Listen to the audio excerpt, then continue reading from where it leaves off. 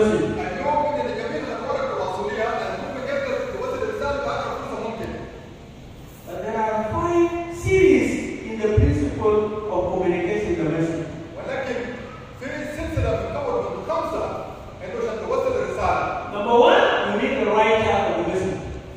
أولاً أنت ممكن تكون لك كاتب الرسالة. Number 2, you need the message. الثانية أنت ممكن تكون داير الرسالة. Number 3, you need a material on which the message should be written. تعلمت أنت عايز حاجة تكتب فيه الرسالة. Number 4, you need a messenger to take the message. الرابعة أنت عايز الإنسان ممكن ياخذ الرسالة. Then number 5, you need the audience to receive the message.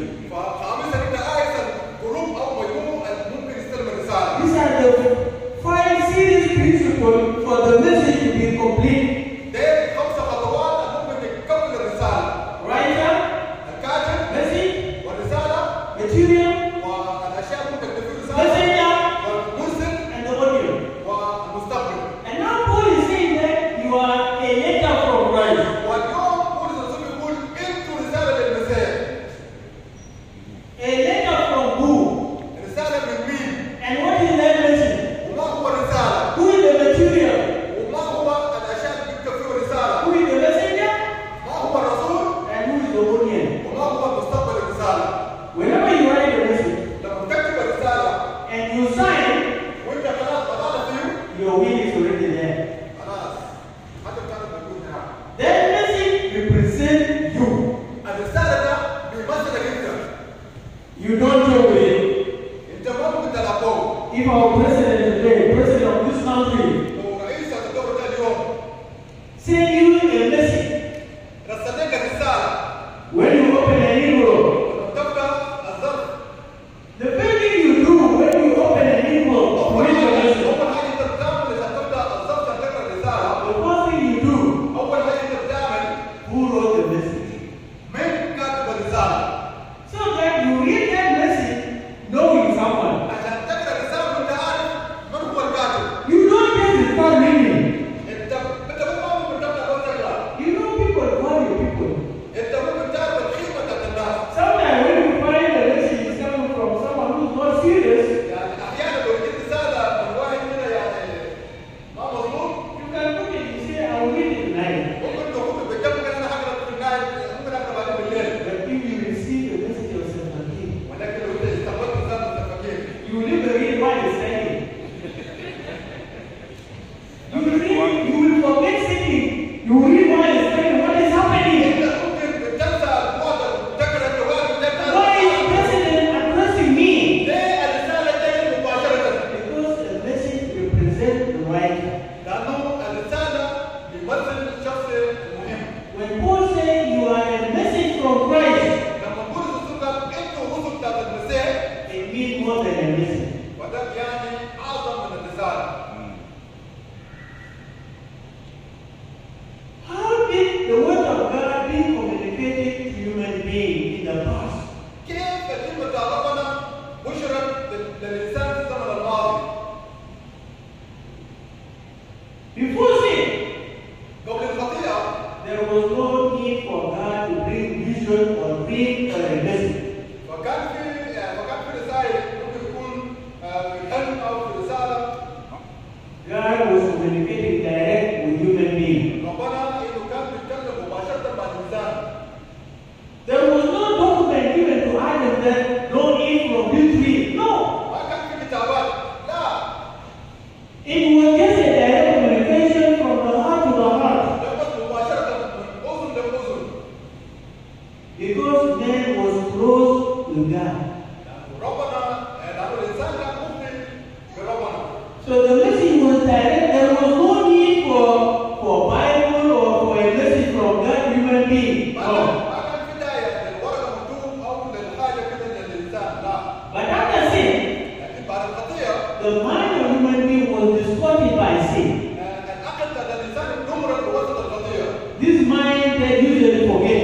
لأنه الرسالة العقل خلاص تنسى. Our mind is no longer the original brain.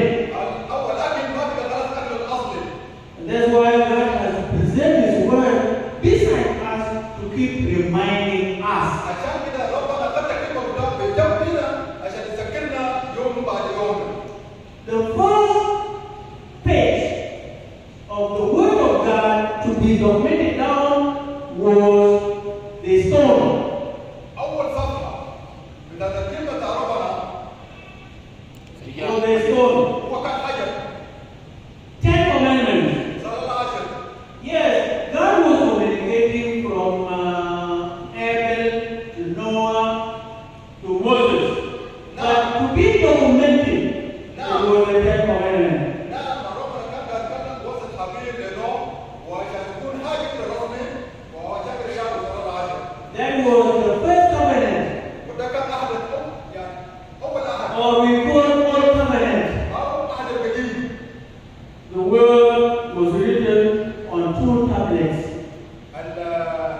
the stone. الكلمات كانت تكتبت في لوحين الحجر. After some time in the history, بعد وقت من التاريخ the same word was transferred to the scroll. نفس الكلمات نقلت للجلود. The scroll was a kind of like a sheet, like a plastic sheet from the skin, on which the word was copied from the stone to the scroll. يعني الملفوف هو حاجه كده زي البري، وانت بعدك نقل الحاجات من اللوحين الحجر للملفوف ده. And still the Old Testament approach to have the word of God with human being in a certain material. ولسه العهد القديم لسه موجود، انه عشان يكون لسه موجود من الحجر لحاجه ثانيه. During the New Testament, وبعد العهد الجديد here in Egypt, هنا في مصر هنا in the town of Alexandria, في مدينه اسكندريه. where is the direction of Alexandria? Here? I don't know the direction unless I have GPS. انا ما اقدر اعرف الخريطه الا يكون في GPS. So, people discover this paper from papyrus plant.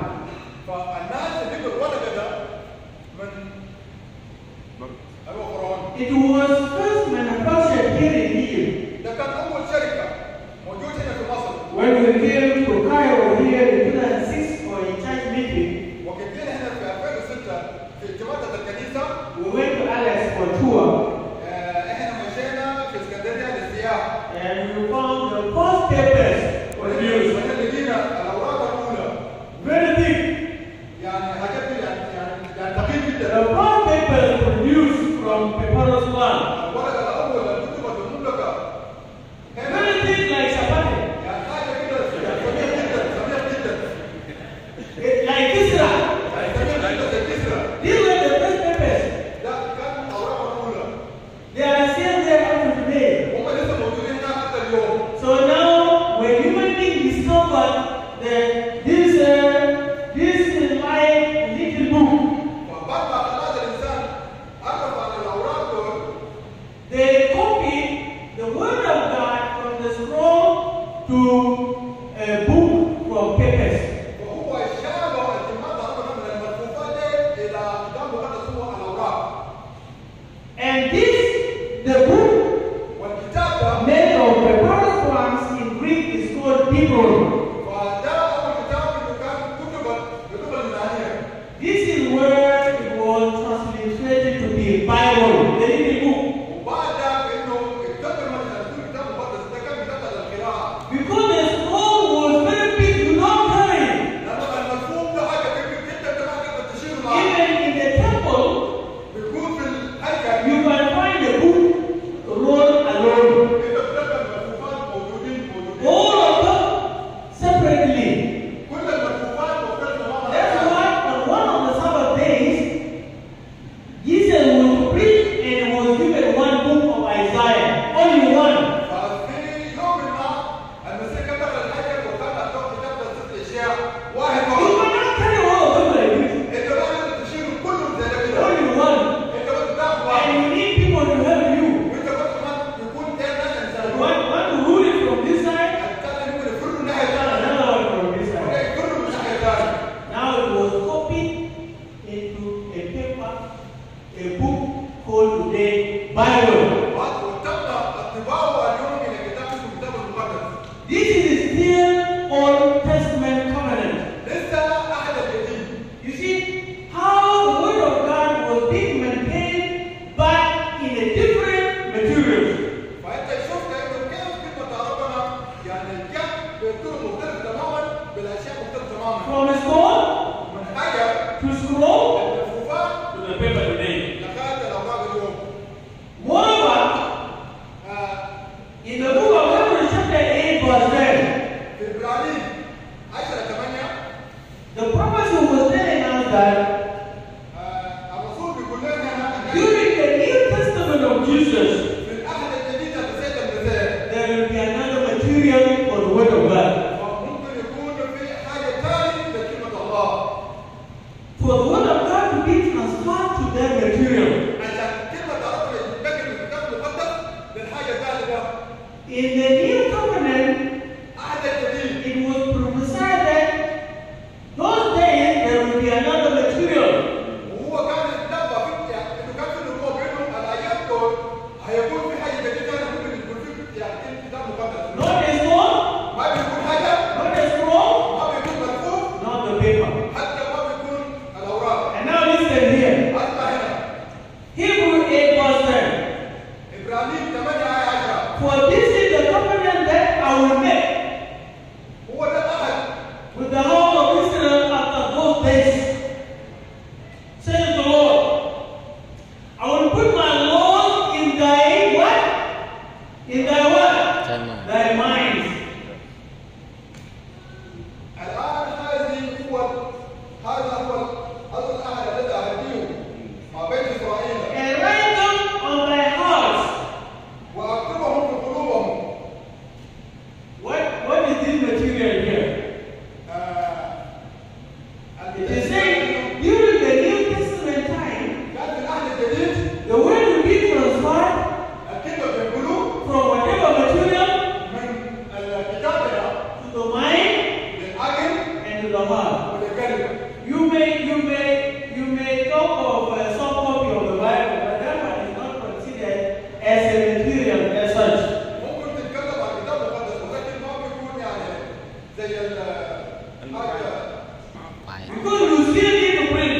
لأنه إحنا ممكن يعني نطبعه. That's why we are encouraging our members that try your best to have a hard copy of the Bible. عشان كده إحنا بنحاول نشجع أضاف ده عشان ما تكون عندك كتاب خالص في الموبايل لكن يكون عندك كتاب. Because when you depend on how do you call it? It's not a smartphone. There are high risk. أنت لما تتكل على التليفون الذكية ففي يعني هجات جدا. One of them, واحد منهم it can be having no power. ممكن ما يكون عنده شاحن. Then there's no Bible. خلاص ما في كتاب ثاني. When there's no power. وما بكون في نار. Or أو it can be stolen. ممكن يسرقوه. No one can steal this Bible. ما في حد يقدر يسرق الكتاب ده. Thieves are not interested in this. حتى الناس الصناعية ما عندهم رغبة عشان يسرقوا الكتاب. But with a smartphone, لكن إنه التليفون الذكية that is the target. ده هو الهدف. So from this material, the Bible is saying, من هنا الكتاب كان قاعد يقول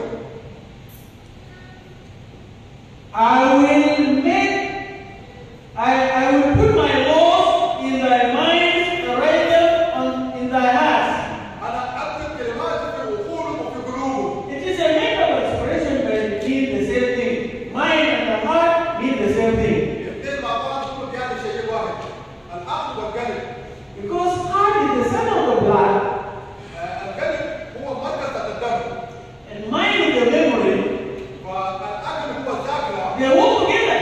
هم بيشتغلوا مع بعض. That's why when you are thinking very fast, لكن لما تفكر سريع جدا the heart needs to speed the running of the blood. حتى القلب برضه بيحاول مشان يعني يضخ الدم بطريقة سريعة. Like the accelerator of the car. زي Avanti. زي الأبانسة العربية. When you add speed, لما تدخل الأبانسة you have to add more fuel فهنا بيجي انتوا قاعد تزيد يعني تكون أكتر so that the engine should not die. عشان المكنة ما يجيب. So heart and the mind mean the same thing. الأكل والقلب هم يعني شيء واحد. But you can define each of them separately later. ولكن في الآخر بعدين ممكن نقدر يعني تعرفوا بطريقة مختلفة تماما. This is the time Paul was saying, هو ده زمن البولس كان قاعد يتكلم فيه. you are a letter from Christ